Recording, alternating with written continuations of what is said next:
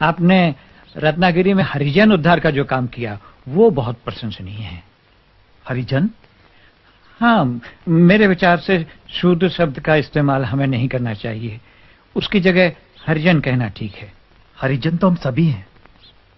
आप जिन्हें हरिजन कह रहे हैं वे शोषित हैं, पीड़ित हैं। मेरे विचार में जिस जाति व्यवस्था, कास्ट सिस्टम ने उन्हें इस दशा में लाया है उसे समाप्त कर देना चाहिए। नहीं नहीं, ऐसा करने से तो उलझने बढ़ेंगी। कास्ट सिस्टम में मेरा पूरा विश्वास है, वो हिंदू धर्म से अलग नहीं है। 4 वर्णों में विभाजित ये व्यवस्था हिंदू धर्म का आधार है। वो नेचुरल है और जरूरी भी। छुआछूत इसके कारण पैदा नहीं हुई। वो तो हिंदू धर्म के माथे का कलंक है, उसका अंग नहीं। अगर वो हिंदू धर्म का अंग नहीं तो कलंक कैसे बन गई?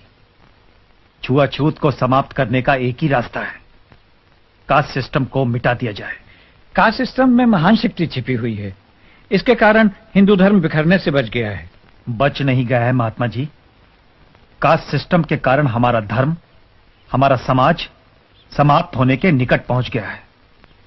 जिन्हें आप निम्न जाति का कहते हैं, उन लोगों को अपने महान धर्म से अलग होने से बचाना है, और जो अलग हो चुके हैं उन्हें वापस लाना है। मैं भी धर्म परिवर्तन के विरुद्ध हूं, परंतु सदियों पहले जो दूसरा धर्म अपना चुके हैं उन्हें वापस लाने की कोई जरूरत नहीं है।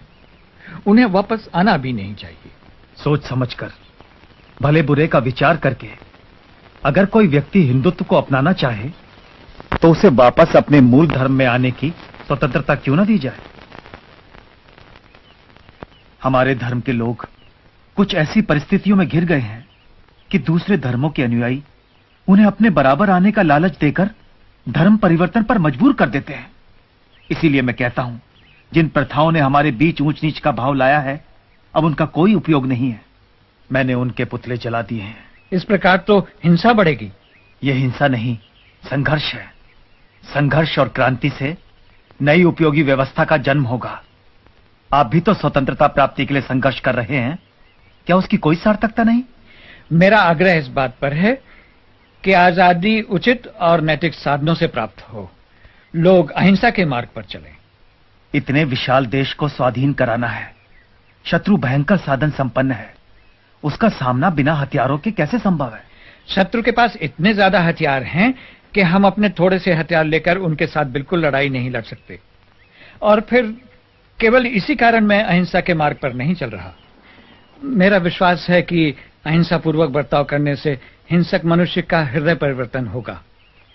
यदि एक गाल पर तमाचा खाने के बाद हम दूसरा गाल पेश करेंगे तो हमें दूसरे तमाचे के स्थान पर स्नेह मिलेगा। आपकी बात मनुष्यों के संबंध में सच हो सकती है, परंतु राक्षसों और पशुओं से ऐसी अपेक्षा नहीं की जा सकती। जिन हत्यारों ने जलियांवाला बाग में सैकड़ों निर्दोष निरपराध लोगों को गोलियों से भून डाला, उन्हें दूसरा अवसर नहीं दिया जा सकता। श्री कृष्ण को अंत में कंस और शिशुपाल का वध करना ही पड़ा। देश की रक्षा के लिए सेनाएं तो चाहिए। संपूर्ण अहिंसा का लक्ष्य असंभव है। महान लक्ष्य चाहे कितनी दूर हो, उसे सामने रख करके ही हम उसके निकट कहीं पहुंच सकते हैं। हमें उसकी ओर चलना है, उसी ओर चलना है।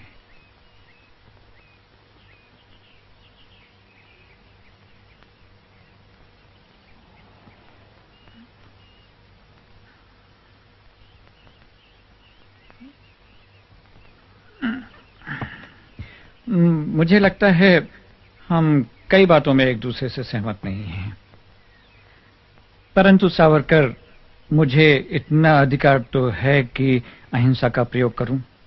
अपने निजी प्रयोग के तराजू में पूरे राष्ट्र को रखने से पहले राष्ट्र के हित और अहित की बात जरूर सोच लेनी चाहिए। मुझे आशा है हम फिर मिलेंगे और बातें करेंगे।